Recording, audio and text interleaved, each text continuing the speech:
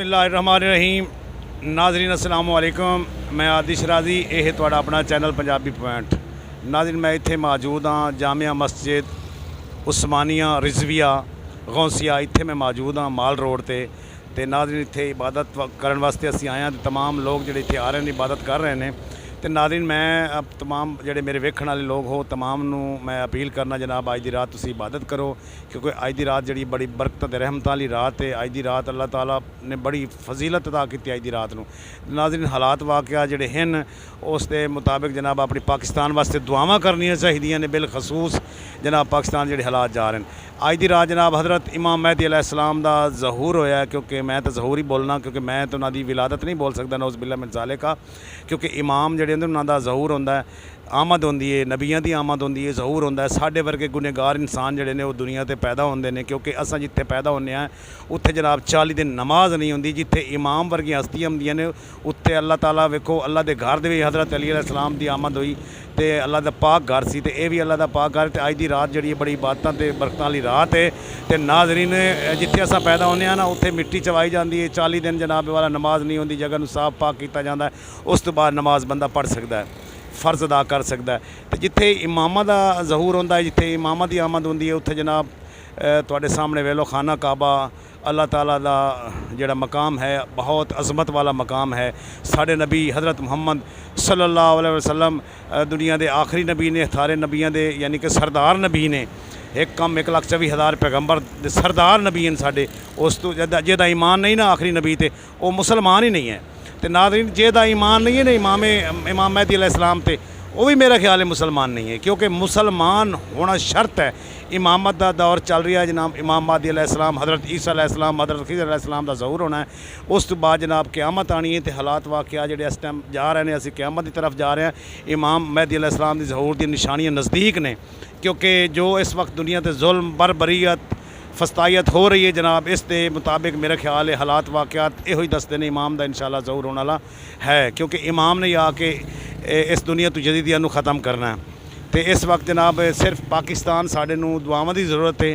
पाकिस्तान वास्ते खसूसी उम्मत मुसलमान वास्ते, फ़लस्तीनी भाइयों वास्ते दुआ करनी चाहिए, यमन के भाइयों वास्ते, लिबनान के भाइयों वास्ते, ईरान के भाइयों वास्ते, पाकिस्तान वास्ते, होर भी जेडे साढ़े अफगानिस्तान जितने भी मुसलमान ने साढ़े मुल्क, सऊदी अरब वास्ते, जितने भी तमाम उम्मत मुसलमान वास्ते जनाब दुआ करनी चाहिए।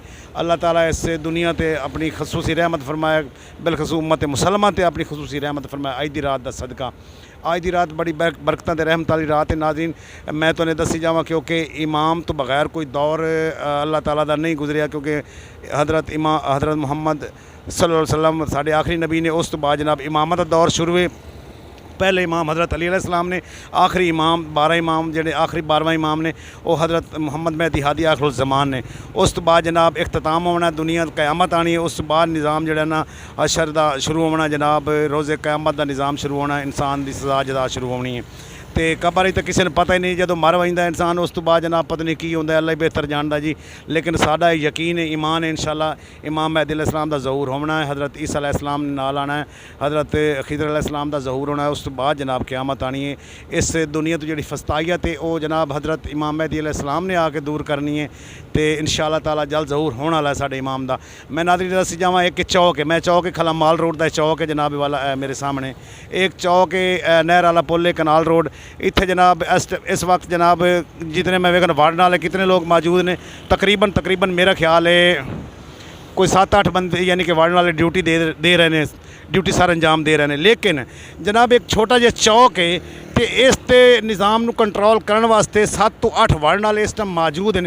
क्या अल्लाह का जिहड़ा निज़ाम है इवें चल रहा है, बगैर इमामत तो चल रहा है?